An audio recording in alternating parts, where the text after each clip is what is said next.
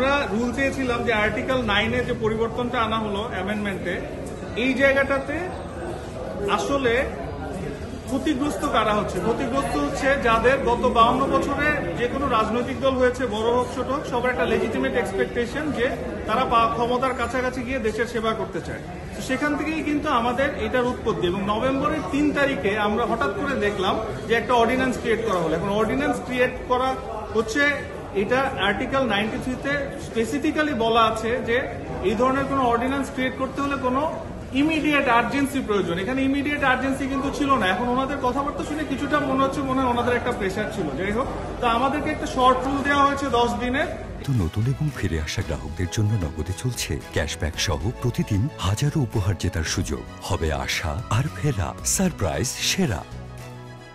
এই 10 দিনের শর্ট রুলের আমরা আশা করছি যে এরপরে কোর্ট ইনশাল্লাহ আমাদেরকে শুনবেন এবং আমাদের এবং আমরা ছাড়া অন্যান্য অনেক রাজনৈতিক রুলের টার্মটা একটু বলেন।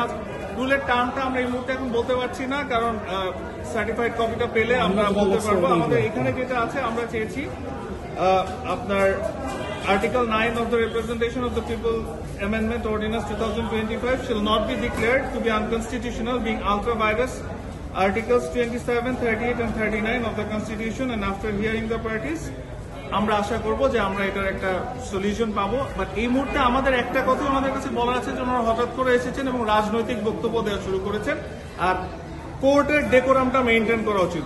আমরা মহামান্য হাইকোর্টকে আমরা যাতে আর অপমানিত হতে না দিই, সেই জিনিসটা আমাদের সব লয়ারদের খেয়াল করা উচিত। তো আমি আমার লয়ার ভাইদের বলবো যে আপনারা কোর্টের ডেকোরামটা কাইন্ডলি মেইনটেইন করবেন। আমরা কোর্টকে অসম্মান করি না, আপনারাও কোর্টকে অসম্মান করেন। Thank you.